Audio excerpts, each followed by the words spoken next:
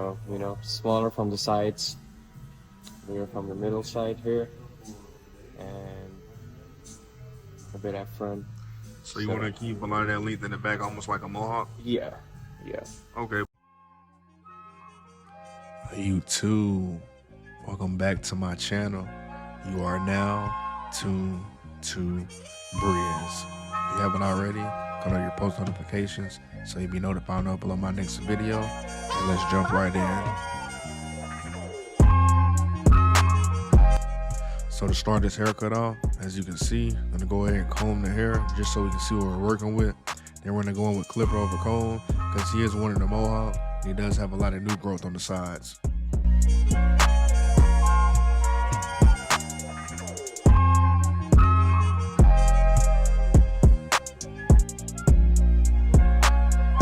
The reason why I'm doing this first is because you want to get rid of as much weight as you can before you set in that first initial guideline so that you have a clear starting point.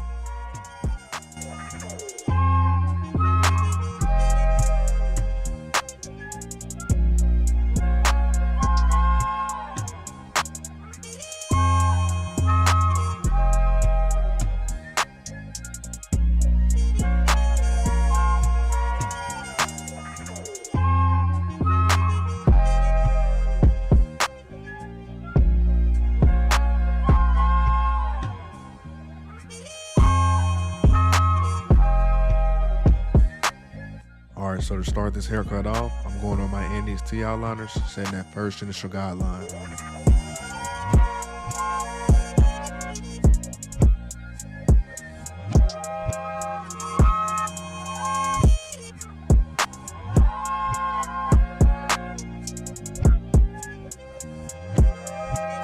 Specifically, whenever you're working with like a client with straight hair, they tend to have a little bit more hair hanging over the ear, so it's okay to go in with the trimmers just to clean that extra hair up. But now we're going to go in with my Gamma Ergos, about a ½ inch, setting that second initial guideline.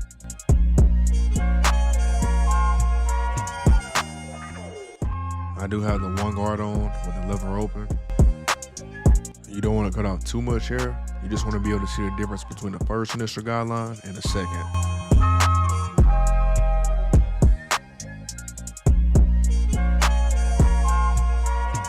Make sure that you're putting the client's ear down whenever you are setting those guidelines, especially on a Mohawk or any haircut that has to do with you working behind the ear, because you don't want to leave any hair up underneath.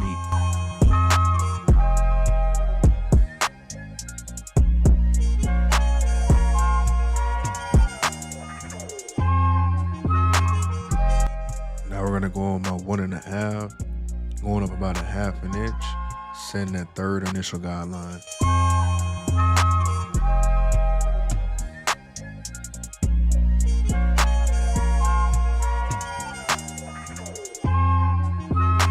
One of the most important parts in this haircut is the angle that you decide to cut the hair, and intentionally cutting the hair at a 90-degree angle just so that you can keep the shape relevant to that Mohawk.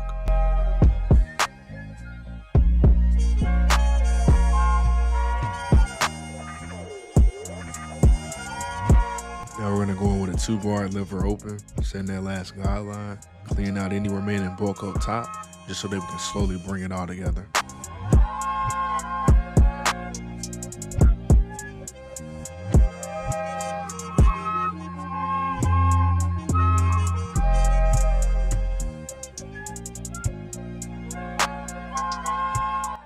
Same thing here, as I'm scooping out, I'm making sure to angle the clipper in a way to where I'm not digging into the scalp, but I'm angling it up so that it keeps the shape. Now we're just gonna do some clipper over comb, just to clean out some of that remaining bulk. It's important to use clipper over comb in this section because it really just gives you some leverage so that you're not cutting too much hair. That's the last thing that you wanna do when it comes to the overall shape of this Mohawk.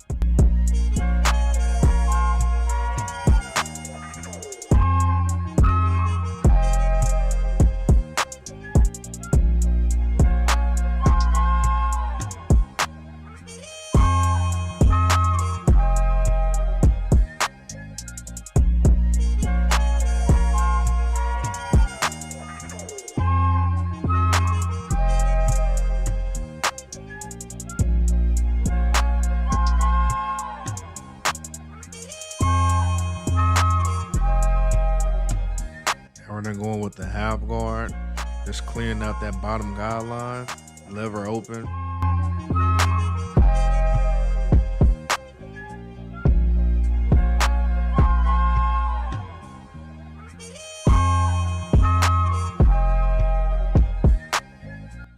Towards the bottom of the Mohawk, you really want to be careful just so you keep that shape. If you start cutting a little too far in, especially towards the bottom of the Mohawk, then you reduce the width significantly, and most clients like to keep a lot of that bulk in that area.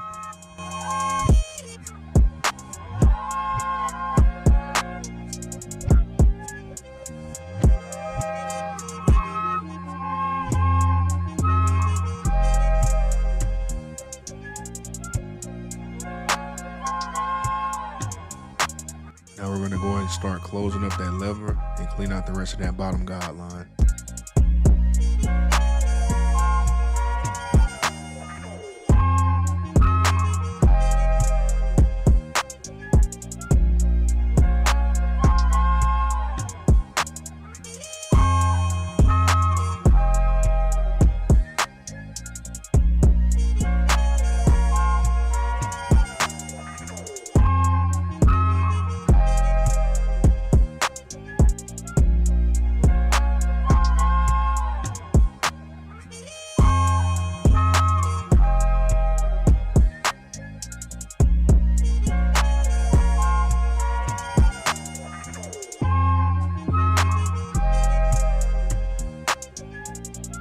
Pay attention how I'm using the ends of those blades just to make sure I'm more precise whenever it comes to any type of tapering throughout the entire haircut.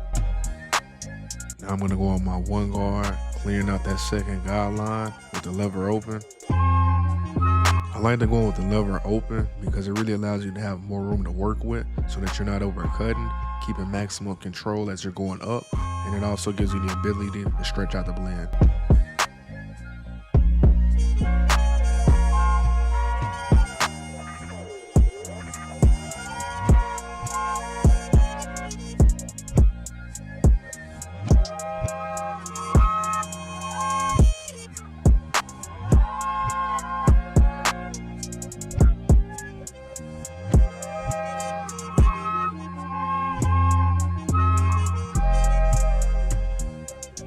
Imagine art on top of art on top of more art.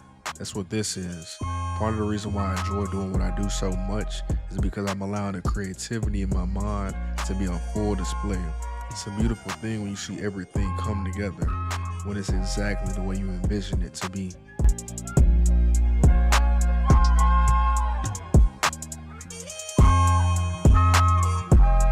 So guys, all I'm doing right here is detail work. That's what I've been doing up until this point. I'm working on blending into that last guideline so that everything comes together.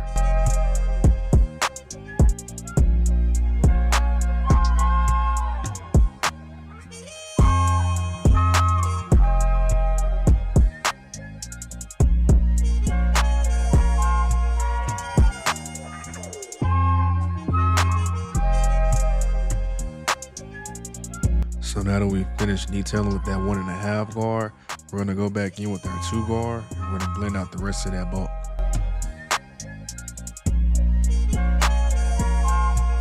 Right now I have the lever open. I'm focusing on lightening that area before I finish blending it all the way in.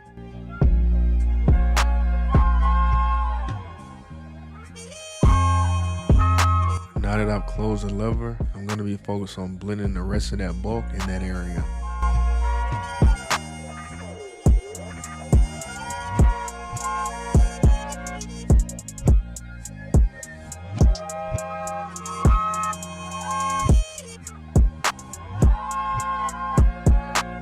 We are now gonna go back in with that 1.5, and this right here is, as I mentioned earlier, to go ahead and stretch the blend out a little bit more and really bring everything all together. The 2 guard can only cut so low, so whatever the 2 guard didn't get is what we're gonna be getting with the 1.5. By the way, the lever is closed right now. We're just detailing right now because we already went in and set the guideline with the 1.5 earlier.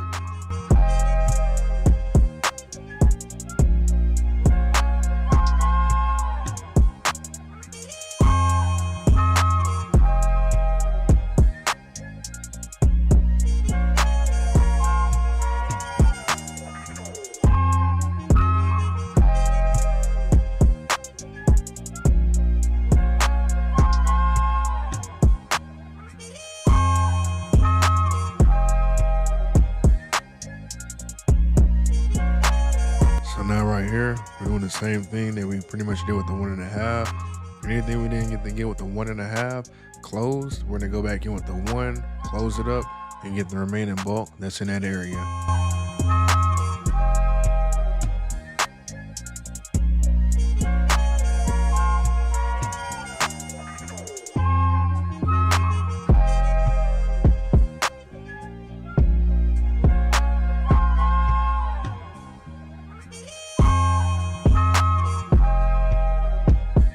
Everything I'm doing right now is just detail work to make sure everything is clean and there's no lines left. As you guys know, the same thing I did on that side is going to be the same thing I'm going to be doing on this side. So just copy and paste.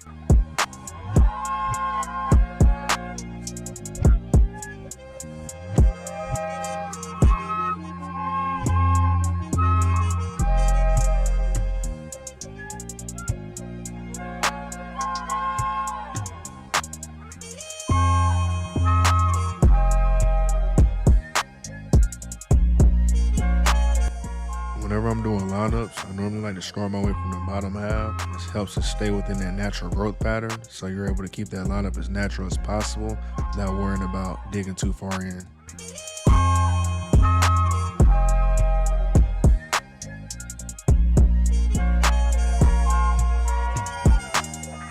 Don't be scared to go over that line 2, 3, 4, maybe even 5 times, because if you're looking for more of a crispier lineup, then 1 or 2 times just isn't going to do it.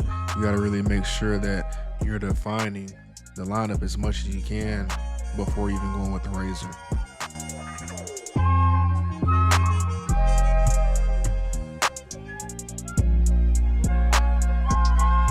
My client wanted more of a natural kind of round shape to his mohawk in the back, so that's what we're going for right here. Just making sure to comb the hair down and clean up any of those hairs that are hanging out.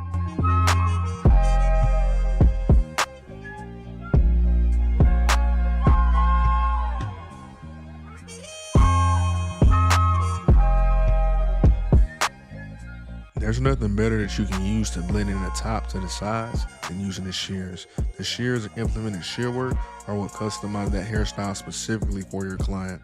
Whatever shape, amount of texture, or length your client is going for will really be determined by the shear work done on top.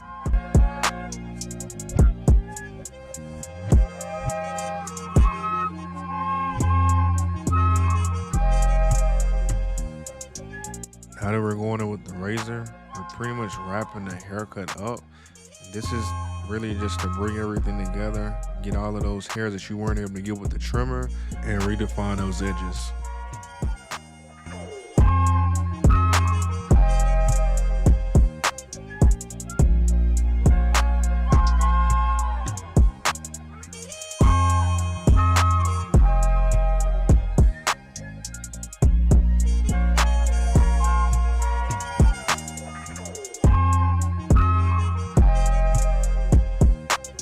Whenever you're servicing any one of your clients, you always want to make sure to give them more value than what it's actually worth. This is how you continue to grow your clientele and increase that retention rate. And that's part of the reason why I go above and beyond whenever it comes to beard trimming and things of that sort, even if they don't book that service.